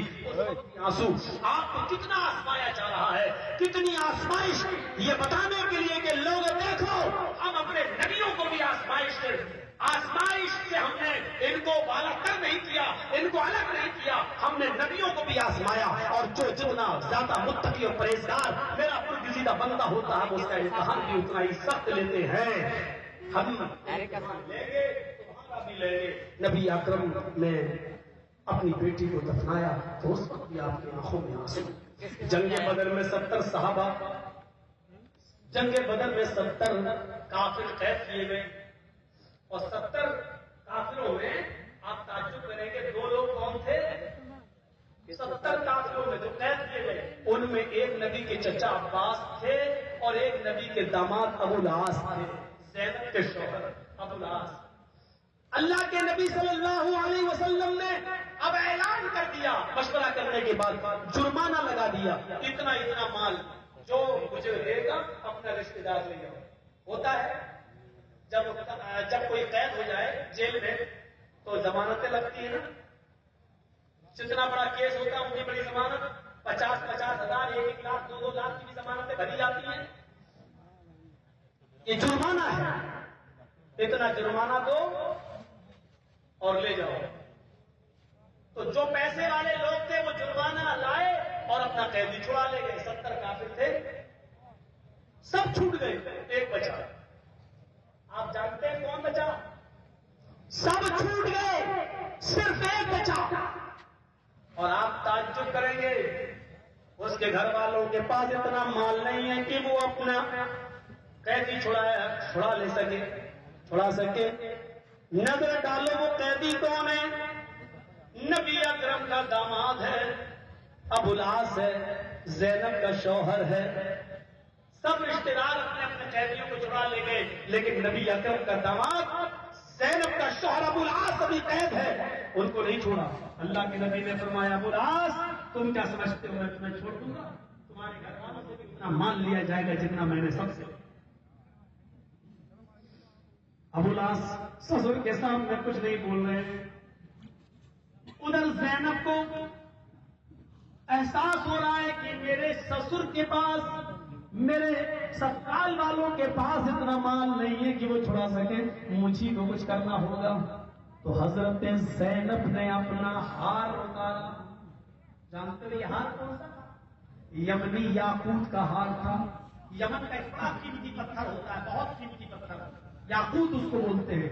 اس یمنی یاقوت کا، اس قیمتی پتھر کا وہ ہار تھا، اور وہ ہار حضرت خدیجہ نے خریدا تھا۔ حضرت خدیجہ بڑی امیر عورت تھی، اور جب زینب کی شادی ہو رہی تھی ابو العاص کے ساتھ تو خدیجہ نے اپنا یہ گلے کا ہار اتار کر اپنی بیٹی زینب کو دے دیا تھا۔ یہ ہار زینب کے گلے میں تھا، حضرت زینب نے وہی قیمتی ہار اتارا اور اس کو ایسے ہی کسی رومال میں باندھ دیا، اور اپنے دیور سے کہا کہ میرے دیور اس رومال کو لے جاؤ اور یہ ہار میرے ابو کو دے دینا، اور کہنا آپ کی بیٹی زینب کے پاس اس ہار کے علاوہ کوئی اور چیز نہیں ہے، کوئی اور چیز نہیں ہے جو وہ اپنے شوہر کو چھڑانے کے لیے دے سکے۔ اگر یہ ہار اتنے مال کی قیمت بنتا ہے تو آپ لے لیجیے اور میرے شوہر کو چھوڑ دیجیے۔ یہ وہ دردناک منظر ہے میرے ساتھیوں جو میں اب آپ کو سنا رہا ہوں کہ جس میں آنسو رکتے نہیں ہیں۔ اللہ کے نبی جناب محمد رسول اللہ کے پاس زینب کا دیور جاتا ہے۔ آپ نے کہا کیا لائے ہو؟ کہا اللہ کے رسول اس میں کوئی چیز ہے جو آپ کی بیٹی نے دی ہے۔ ارے مال لاؤ، اتنے سے چھوٹا سا مال لے آئے ہو؟ کہا اللہ کے نبی آپ کی بیٹی کے پاس اس کے علاوہ کوئی اور چیز نہیں۔ آپ نے کہا جیسے ہی اس ہار کی گانٹھ کھولی، رومال کھولا، اس ہار کو دیکھا جو ہار کبھی 30 سال پہلے حضرت خدیجہ نے اپنے گلے میں پہنا تھا خرید کر۔ آپ کو حضرت خدیجہ کی یاد آنے لگتی ہے، 30 سال پرانا یہ ہار جو کبھی خدیجہ کے گلے میں 30 سال پہلے دیکھا تھا۔ اس ہار کو دیکھا، وہ منظر آنے لگا کہ شادی کے موقع پر میری بیٹی کو پہنا رہی ہے، اور آج میری بیٹی نے اپنی ماں کی وہ نشانی بھی دے دی اپنے شوہر کو چھڑانے کے لیے۔ تڑپنے لگے جیسے مرغے کو ذبح کیا جاتا ہے اور کاٹنے کے بعد ذبح کرنے کے بعد ڈرم میں ڈال دیا جاتا ہے، وہ پھڑپڑاتا ہے، ایسے ہی ہار دیکھ کر مرغے بسمل کی طرح نبی اکرم تڑپنے لگے۔ حضرت خدیجہ کی یاد آپ کے دل میں مچلانے لگی اور مچلنے لگی، اور آپ پریشان ہو جاتے ہیں۔ جلدی سے صحابہ کو بلاتے لگاؤ۔ فرمایا دیکھو میرے ساتھیوں، یہ ہار تو میں لے نہیں سکتا، یہ میری بیوی خدیجہ کی نشانی ہے اور اس نے اپنی بیٹی زینب کو دیا ہے، اور میری بیٹی اعلان کر رہی ہے اس ہار کے علاوہ میرے پاس کوئی دوسری چیز نہیں ہے۔ اب اگر تم سب کی مرضی ہو تو بغیر مال لیے ہوئے زینب کے شوہر کو چھوڑ ہے ہی نہیں اس کے پاس. سارے صحابہ نے اجازت دے دی. اے اللہ کے نبی آپ ہم سے کیوں پوچھ رہے ہیں؟ آپ کو اختیار ہے. آپ نے کہا نہیں جب تک تم مشورہ نہیں دو گے میں نہیں چھوڑوں گا. ہم نے تمہارے رشتے داروں سے مال لیا تب چھوڑا. پھر تم یہ بھی کہہ سکتے ہو کہ محمد نے اپنے داماد کو ایسے ہی چھوڑ دیا. نہیں اللہ کے رسول آپ چھوڑ دیجیے زینب کے شوہر کو. ابو الاس کی بیڑیاں ڈھیلی کر دی گئی, چھوڑ دیا گیا. ابو الاس کو ان کا دیور, ابو الاس کو ان کا بھائی لے کے جانے لگا. اللہ کے نبی نے کہا ابو الاس رک جاؤ, جا رہے ہو, تمہاری بیوی زینب کے پاس مال نہیں ہے, تمہاری امی اور ابو کے پاس مال نہیں ہے کہ تمہیں چھڑا سکے, لیکن ایک چیز ہے تم اس کو دے سکتے ہو. ارے اللہ کے نبی وہ کیا چیز ہے جو میں دے سکتا ہوں بتائیے. آپ نے فرمایا آیا ابو الاس وہی ایک چیز تم مجھے دے دو, میں یہ سمجھوں گا کہ تم نے مال دے دیا. کہا اللہ کے نبی کیا وہ چیز دے دو؟ میرے پاس ہوتا تو پہلے ہی میری بیوی زینب دے دیتی. اللہ کے نبی نے کہا ہے ابو الاس تمہارے پاس وہ چیز ہے جو تم دے سکتے ہو. کہا کیا؟ کہا میری بیٹی زینب.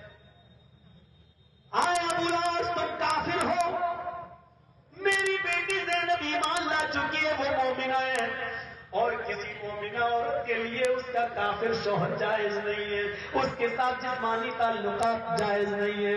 اس لیے تم میری بیٹی کو میرے حوالے کر دو, میں تمہاری امانت کو, میں تمہاری بیوی کو اپنے پاس سنبھال کر رکھوں گا اور انتظار کروں گا تمہارے اسلام لانے کا. جب تم اسلام لاؤ گے تو میں تمہاری امانت کو تمہیں واپس کر دوں گا. ابو الاس نے وعدہ کر لیا اللہ کے نبی جب آپ مجھے چھوڑ رہے ہیں تو میں بھی وعدہ کرتا ہوں آپ کی بیٹی کو آپ کے پاس پہنچا دوں گا. ابو الاس گھر پہنچتے ہیں, زینب سے مشورہ کرتے ہیں اور رات کے اندھیرے کا فائدہ اٹھا کر اپنی بیوی زینب کو لے کر نکلتے ہیں اور نبی اکرم کے حوالے کر دیتے ہیں. جب حضرت زینب کا شوہر ابو الاس جب جانے لگا تو زینب نے کہا میرے شوہر اے ابو الاس میں تمہارے اسلام لانے کی منتظر رہوں گی, میں ویٹ کروں گی تمہارے اسلام لانے کا, میں انتظار کروں گی تمہارے اسلام کا. ابو الاس نے کوئی جواب نہیں دیا. کچھ دنوں کے بعد جب زینب کے شوہر نے لوگوں کا قرض ادا کر دیا اور سب طریقے سے آزاد ہو گئے تو پھر آئے اور اللہ کے نبی کے ہاتھ پر بیعت کر لی اور اسلام قبول کر لیا اور اللہ کے نبی نے بھی اپنا وعدہ پورا کر لیا. اسی پرانے مہر پر نئے نکاح کے ساتھ, نئے نکاح کے بعد دوبارہ نکاح پڑھا کر پرانے ہی مہر پر حضرت زینب کو رخصت کر دیا, حضرت زینب کو ودا کر دیا. میرے پیارے ساتھیوں, جس وقت نبی اکرم نے زینب کا وہ ہار دیکھا تھا تو حضرت خدیجہ نے دیا تھا, اس ہار کو دیکھا تو جناب محمد رسول اللہ کی آنکھوں میں آنسو تھے. یہ منظر مجھے دکھانا تھا کہ یہاں پر بھی آنسو تھے جناب محمد رسول اللہ صلی اللہ علیہ وسلم. میرے پیارے ساتھیوں, جنگ احد کا وہ منظر کون بھول سکتا ہے؟ آپ ایک ایک لاش کو دیکھتے جا رہے ہیں, 70 صحابہ ہیں, اس پر کپڑا ڈالو, اس کو کپڑا ڈالو, اس پر کپڑا ڈالو. اچانک رک گئے, غور سے دیکھنے لگے, کہنے لگے یہ کون ہے؟ اس کا تو پیٹ پھٹا ہے, ارے اس کا تو کلیجہ بھی باہر نکلا ہے, ارے یہ کون ہے؟ اس کے کلیجے کی بوٹیوں کو کس نے چبایا ہے اور تھوک دیا ہے؟ کھانے کی کوشش کی ہے لیکن کھا نہیں سکی. ارے اس کا تو چیسٹ گردن کٹی ہے, ارے اس کا تو ناک بھی نہیں ہے, اس کا تو کان بھی نہیں ہے, کون کاٹ لیا ہے؟ اے اللہ کے نبی پہچانیے. بہت پہچان رہا ہوں لیکن پتہ نہیں چل رہا یہ کس کی باڈی ہے. جواب ملا, اے اللہ کے نبی غور سے دیکھیے, آپ کے چچا حضرت حمزہ ہیں, آپ کے چچا حضرت حمزہ ہیں. نبی کی آنکھوں میں آنسو آ گئے. حمزہ کو اس حال میں دیکھا, گردن کٹی ہے, کان کٹا ہے, ناک کٹی ہے اور ہندا نے اس ناک اور کان میں چھید کر کے ڈورا ڈال کر, دھاگا ڈال کر اس ناک اور کان کا ہار بنا کر اپنے گلے میں پہنا ہے. پیٹ پھاڑا ہے, کلیجہ نکالا ہے, اپنے بھائی کے قتل کا انتقام بڑے دردناک طریقے سے لیا ہے کیونکہ حمزہ نے ہندا کے بھائی کا قتل کیا تھا ایک جنگ کے اندر. آج ہندا نے اتنا سخت اور اتنا دردناک بدلہ لیا ہے. کلیجہ کٹ پھٹا, کلیجے کی بوٹیاں باہر پڑی ہوئی ہیں. نبی اکرم نے اس لاش کو دیکھا, نظریں آسمان پر گئی, کہا اے اللہ محمد رسول اللہ گواہی دیتا ہے, تو بھی محمد محمد کی بات کو مان لے، قبول کر لے، قیامت تک جتنے بھی لوگ میدان جنگ میں قتل کیے جائیں گے وہ سب شہید ہوں گے۔ میں حمزہ کو سید الشہداء بنا رہا ہوں، اے اللہ تو قیامت کے دن حمزہ کو تمام شہیدوں کا سردار بنا کر اٹھانا، اے اللہ تو حمزہ کو قیامت کے دن تمام شہیدوں کا سردار بنا کر اٹھانا۔ حضرت حمزہ کو بھی دفن کر دیا گیا، سب کو دفن کیا جا رہا ہے، ایک لاش ایسی بھی آتی ہے کہ جس کا سر چھپایا جا رہا ہے تو اس کے پیر کھل جا رہے ہیں، اور اس کے پیروں پہ کفن ڈالا جا رہا ہے تو سر کھل جاتا ہے۔ اللہ کے نبی نے چہرہ دیکھا وہ کوئی اور نہیں، مصعب ابن عمیر ہے، مصعب ابن عمیر ہے۔ چہرہ ڈھانکا گیا تو پیر کھل گیا، پیر ڈھانکا جاتا ہے تو سر کھل جاتا ہے۔ اللہ کے نبی نے فرمایا چہرہ ڈھانک دو، سر ڈھانک دو، اور پیروں کی جگہ پر ازخر گھاس ہوتی ہے اس کو ڈال دو۔ پھر جنازہ اٹھنے لگا، گھاس پیروں پہ باندھ دی گئی، گھاس پیروں پہ باندھ دی گئی، سر چھپا دیا گیا۔ ایسے ایسے صحابہ اس دنیا سے شہید ہوئے ہیں کہ جن کے گھر والوں پر اور جناب محمد رسول اللہ کے پاس ان کو کفن دینے کے لیے پورا کفن بھی نہیں ہے۔ لوگوں، کس چیز کے لیے تم مختار کل مانتے ہو؟ کون سی چیز کا دعویٰ کرتے ہو اور کن کن چیزوں پر تم خوشیاں منا رہے ہو؟ یہاں تو محمد رسول اللہ کہہ رہے ہیں سر ڈھانکو تو پیر کھل رہا ہے، پھر کہتے ہیں پیر ڈھانکو تو سر کھل رہا ہے، پھر کہتے ہیں سر ہی ڈھانک دو، پیر جو کھل رہا ہے دوسرا کفن نہیں ہے، کہیں سے نصیب نہیں ہو رہا ہے۔ پھر آپ نے کہا پیروں پہ گھاس ڈال دو، اور اسی طریقے سے جنازہ اڑتا ہے۔ جب حضرت مصعب ابن عمیر کو قبر میں اتارا جاتا ہے تو نبی اکرم چیخ کر کہتے ہیں، نبی اکرم کی آنکھوں میں آنسو آ جاتے ہیں۔ صحابہ کرام نے عرض کیا اللہ کے رسول مصعب کی حالت دیکھ کر آپ کی آنکھوں میں آنسو کیوں آ گئے، آپ کیوں رو رہے ہیں؟ تو اللہ کے نبی فرماتے ہیں میرے ساتھیوں، میرے صحابیوں، مصعب ابن عمیر کا ماضی میں نے دیکھا ہے۔ مصعب ابن عمیر بڑے امیر گھر کا لڑکا تھا، اس کے ماں باپ بڑے امیر تھے۔ جب یہ حالت کفر میں تھا تو ایک کپڑا روز اپنے جسم پر پہنا کرتا تھا۔ اے لوگوں، مصعب ابن عمیر نے کبھی پرانا کپڑا نہیں پہنا، روز ایک نیا کپڑا پہنتا تھا۔ آج جو کپڑا پہن لیا کل دوسرا کپڑا اس کے جسم پر ہوتا تھا۔ یہ استعمال کیا ہوا کپڑا پھر وہ اپنے جسم پر نہیں پہنتا تھا، روز ایک کپڑا بدلا کرتا تھا، اور ایک دن میں عطر کی ایک شیشی ختم کرتا تھا۔ اتنی اچھی اور اتنی عمدہ عطر لگاتا تھا، لیکن آج دیکھ لو جتنے عمدہ کپڑا پہنا کرتا تھا، آج اس کا انتقال ہوا، آج اس کی شہادت ہوئی تو اس کو کفن بھی نصیب نہیں ہوا۔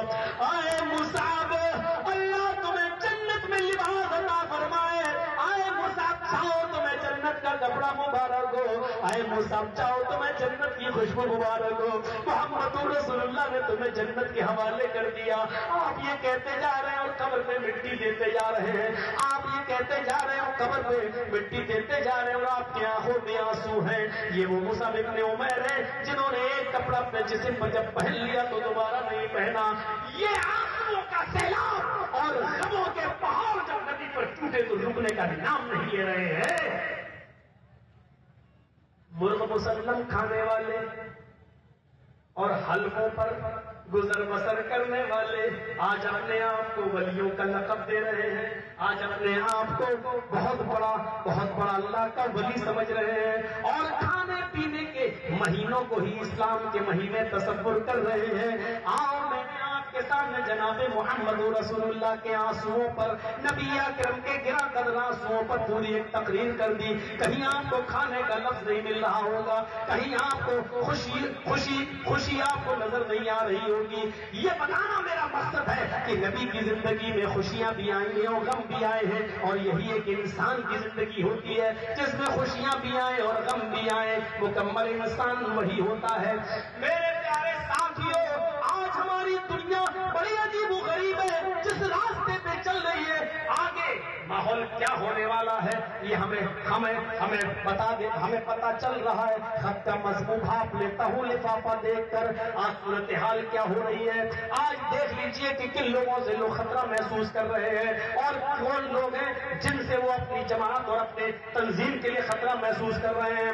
آج دیکھ لیجئے کہ پوری دنیا میں مسلمان کہیں بھی چین و سکون کے सांस नहीं ले पा रहा है, चाहे वो इराक का मसला हो, चाहे वो ईरान का मसला हो, चाहे वो शाम का मसला हो, चाहे वो फिलिस्तीन का मसला हो, चाहे वो पाकिस्तान का मसला हो, चाहे दुनिया की किसी भी खित्ते में नजर डाल लो, खुद सऊदी अरब का मसला देख लो, मस्जिद नबी के इर्द गिर्द बम धमाके हो रहे हैं, कतीफ में बम धमाका हो रहा है, जद्दा में बम धमाका हो रहा है, जहां सबसे बड़ा अमन बरसता है और जहां दुनिया को अमन का दर्श देने वाला और रहमत का सबसे बड़ा दर्श देने वाला मोहम्मद रसूलुल्लाह सल्लल्लाहु अलैहि वसल्लम का रोज़े अक़दस में महफूज है, रोज़े अक़दस मौजूद है, और उसी रोज़े अक़दस के बगल में बम धमाका हो रहा है और लोग अपने अपने सीनों पर बम लाकर खुदकश बम धमाका कर रहे हैं और अपने आप को उड़ा रहे हैं। ये कौन सा इस्लाम है?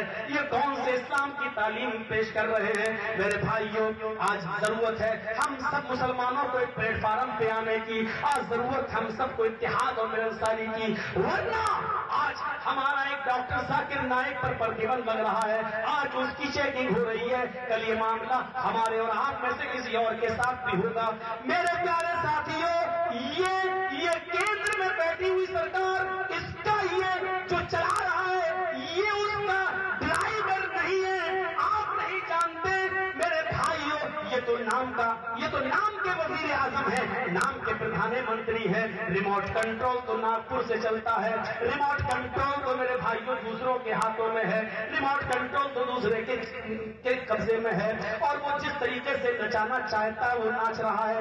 मेरे भाइयों, आज इनकी बारी का हमारी, परसों तुम्हारी, एक के बाद एक, इसलिए जरूरत है कि मुसलमानों अपने आपसी इख्तिलाफात को भुलाकर एक प्लेटफार्म पे आ जाइए और मिल जाइए और उम्मत इस्लामिया के लिए कुछ कीजिए, अपने अपने मसलक और मकतब को एक तरफ रखिए, इस वक्त इस्लाम के लिए कुछ सोचिए और सुन लो। इतनी बड़ी भीड़ के अंदर, इतने बड़े इज्तिमा के अंदर मुझे ये तारीफ करने में जरा भी संकोच नहीं हो रहा है, जरा भी शर्म महसूस नहीं हो रही है।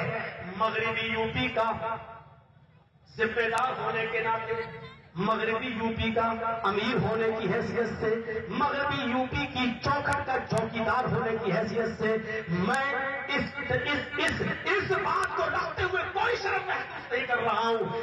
आज जरूरत है इस बात की, जो कदम मौलाना तौकीर रजा खान साहब ने उठाया है वो काबिल मुबारकबाद है। मेरे भाइयों, ये जरूरत है इस बात की और वक्त की एक जरूरत है कि वो दारुल उलूम देवबंद के अंदर पहुंचे और उन्होंने मिल्ली मसाइल को सामने रखकर मुसलमानों को एक प्लेटफार्म पर लाने की कोशिश की। मगरबी यूपी का अमीर होने की हैसियत से मौलाना तौकीर रजा खान साहब को मैं मुबारकबाद पेश करता हूं। इस वक्त मिल्ली मसाइल की जरूरत है, इस वक्त मिल्ली मसाइल से जुड़ने की जरूरत है, और इस वक्त जरूरत यह है कि हम लोग अपने आप से इख्तिलाफात को बनाए ताक रखें। बहुत लड़ चुके हैं हम लोग, बहुत नुकसान पहुंचा चुके हैं इस्लाम को लड़कर, ये अपने आप से इख्तिलाफात एक जगह पर रखें और इत्तेफाक और इत्तेहाद का सबूत दें और ऐसे मौके पर एक प्लेटफार्म पे आए। और इतना याद रखो मुसलमानों, हमारे लिए कोई भी पार्टी फायदेमंद नहीं है, हमारे लिए न समाजवादी पार्टी हमारी रहबर है, न मायावती हमारे लिए कुछ मोहसिन है, न बीजेपी न कांग्रेस, तुम्हारा कोई भी कुछ नहीं कर सकता है। मुसलमानों, जरूरत है हमें और आपको सिर्फ एक प्लेटफार्म पर आने की। रब काबा की कसम, जो गेम खेले जा रहे हैं वो हमें और आपको आपस में लड़ाकर हमारा अपना उल्लू सीधा करना। मेरे भाइयों, यही डू एंड डिवाइड का काम अमेरिका ने अपनाया। आज देख लो, शियों को सुन्नियों के हाथों और सुन्नियों को शियों के हाथों मरवा रहा है, और वो तो कह रहा है कि मैं अमन पसंद हूं, तुम लोग आपस में लड़ रहे हो। पाकिस्तान में चले जाओ, शियों की मस्जिदों पे सुन्नियों, सुन्नियों की मस्जिदों पे शिया हमला कर रहे हैं। अमेरिका ने तो हाथ उठा लिया, हम थोड़ी, तुम लोग आपस में लड़ रहे हो। एक दिन आएगा इस भारत के अंदर भी मेरे भाई, हम और आप आपस में लड़ेंगे और हुकूमत ये कह देगी ये तुम्हारा जाती मामला है, ये तुम्हारा अंदरूनी मामला है। आओ, हमें और आपको एक होने की जरूरत है, इत्तेहाद की जरूरत है, इत्तेफाक की जरूरत है। लेकिन मुझे डर है मेरे भाइयों, कहीं मेरे इस बयान को चमचागिरी न कह दी जाए, कहीं मेरे बयान को लोग कुछ और न कहने लगे।